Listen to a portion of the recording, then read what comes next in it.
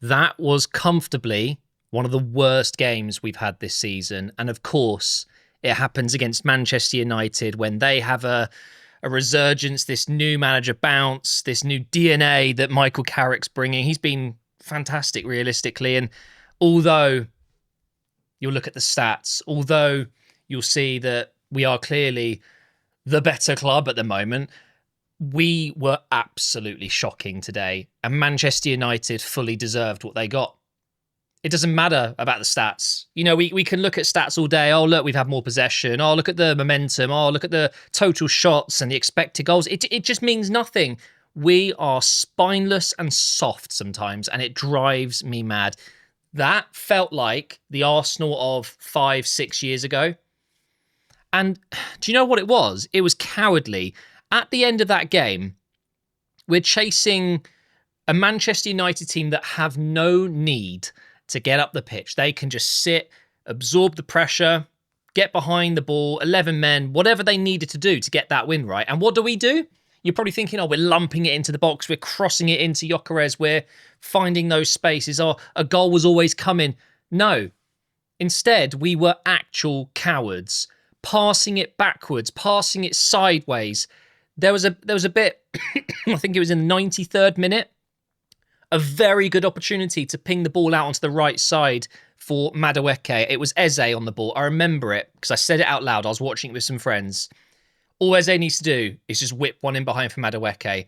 And I'm not saying we score from that, but that's the kind of movement you want to see at the end of a game. The kind of pass where you're getting it in behind, putting the pressure on Manchester United. You know they would fold if we went at them and went at them. Eventually, you know, we did score an equaliser and obviously we conceded another worldie. But what did we do instead? Eze turns around, flicks it backwards, does a little Cruyff turn and passes it off to Timber or gives it to Saliba. And it's just rinse and repeat, rinse and repeat. And then in the 95th minute, I think it was, we lump it forward. Gabriel heads it on. Gyökeres is in behind. Very nearly gets a chance. And you sit here and everyone in the crowd, everyone at home is watching saying, yeah, look what happens when you push the ball forward. When you put the pressure on, you've got nothing to lose. What's the point in waiting for the perfect move, the perfect gap, the perfect pass, the perfect goal? We're more than happy to just whip in crosses from corners and score sloppy, basically crap goals, let's be honest. They're often very messy and scrappy. But when it comes to creating from open play, it's just like we're terrified of just shooting. Just have a shot. How did Manchester United win this game today? They took shots. And I know it's so easy to look at the stats and say, well, Arsenal took shots too. No. I'm talking about you see even the slight amount of space to get a shot on target. You go for it. Dorgu, screamer. Absolute screamer. And then Cunha comes on. That goal, just as good in my opinion. It really is because it's just, he's just seen Raya's not quite positioned correctly and he's just gone for it. And the first thing I said to my friends, there's 4 of us watching it, and we're all saying the exact same thing. And I know you guys are at home. It's just Arteta and his staff today didn't see it this way. Why don't we shoot like that? It doesn't make sense. We so rarely score goals like that. Yeah, I'm struggling to decipher what was exactly wrong today. What was starting Jesus the correct call? It's hard to, I think, argue for Gyökeres still because obviously we haven't seen the absolute best of him yet. Clearly, Havertz still isn't ready. Okay. And Jesus had a very good game against Inter. And the difference between Champions League and Premier League football, don't get me wrong, and I'm not blaming Arteta for this. I'm not blaming the players and Arsenal as a whole because you do see it week in, week out in the Premier League, outside of Arsenal as well, but especially with the top teams.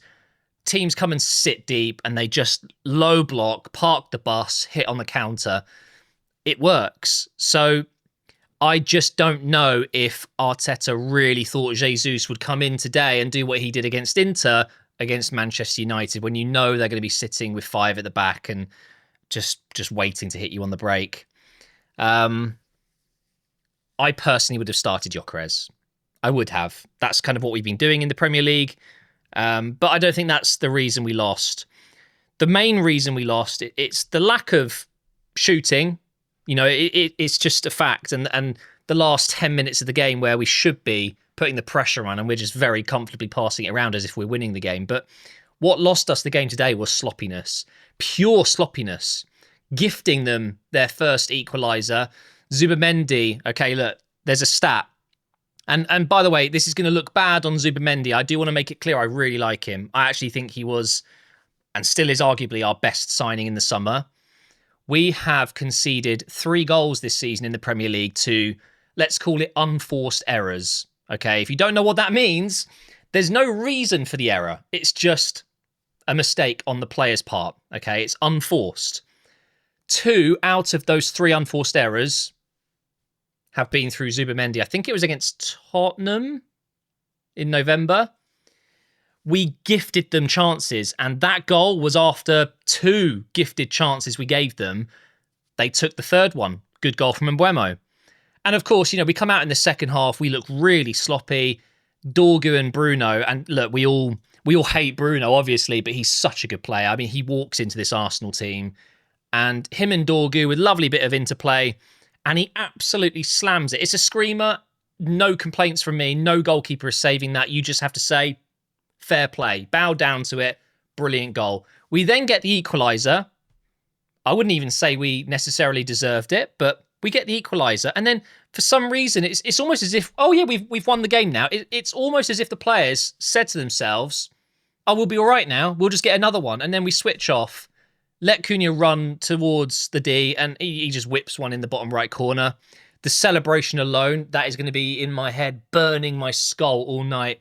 The screams from them, oh, it's so annoying. Oh, infuriating. But it's sloppiness. It's a lack of press. It's giving them too much space on the edge of the box. And Arteta will be absolutely laying into them for that.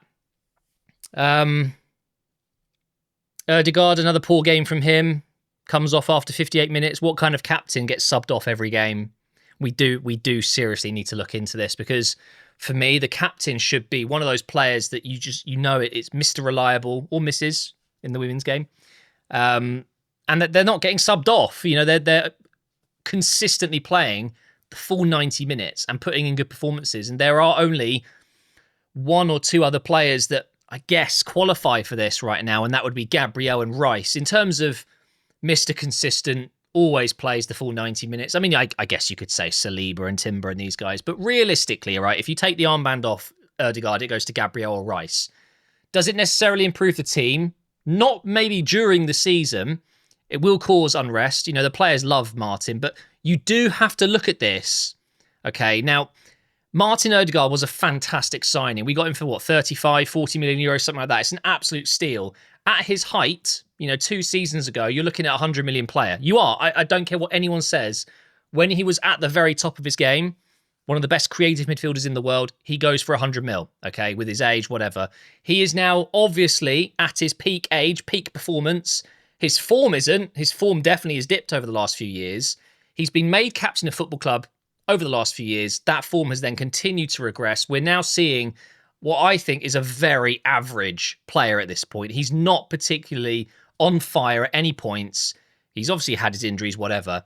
When we go into the summer, I'm just saying it needs to be looked at, because you look to a player like Rice, who again puts in a really good performance. There was one moment that annoyed me where he's tried to whip one and it wasn't a great shot, wasn't a good idea realistically, but he's just put in another great performance. You can tell he really cares. You can tell he's so frustrated. He is our captain. And if it's not him, it's Gabriel. Ødegaard should not be captain beyond this summer, especially if we fail to win the league, which has to be said. When you see performances like this, it's hard to argue that we're favourites, despite being top of the league by, 4 points. It's really, really tough, as I'm speaking right now, to imagine us going on to win when we put in performances like that. At home to Manchester United, a team that, whilst they're having a bounce at the moment, it's still Manchester United, finishing 16th or whatever it was last season. Nwaneri out on loan. I haven't talked about that. It's another reason I think maybe Odegaard does need to be one of those players that potentially, I'm just putting it out there. I think Nwaneri's best position will be in this Odegaard role. Do we make way? Do we move on from the Martin Odegaard era? Do we try and get some money for him and then give Nwaneri more minutes, or Eze? Although I don't think Eze's been that particularly great this season outside of that Tottenham game and a couple of other decent performances.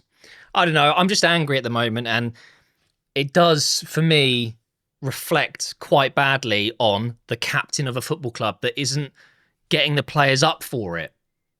Before this game today, we should have been so up. We should have been roaring, hyped. And maybe they were, but it didn't look like it on the pitch. And that's when you look to your captain. And instead of someone like a Rice or a Gabriel, you're looking at Martin Odegaard, who literally goes down because Martinez is next to him, just breathing slightly. He just folds like a deck chair, falling over constantly. These silly whipped crosses that half the time go nowhere. He just isn't... I'm done. I'm done. It's a really, really disappointing result. Let's have a look at the league table. So Man City obviously got their win yesterday, and Villa got a big win against Newcastle today. So it is a 4-point gap. And look, that is still a 4-point gap. When you look at the positives, even though there aren't many right now and it doesn't feel right, we can still say we're 4 points clear. This is why you build a gap, so you can have these moments. But it's very, very simple for me.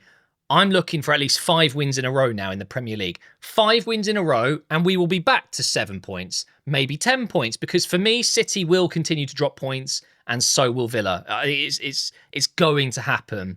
But now I'm going to be a Tottenham fan next time, so I'm hoping Tottenham beat Man City. And obviously Brentford, if they could do us a job against Aston Villa, that would be great. But that is me done. Another unfortunate result when it really matters. Frustrating.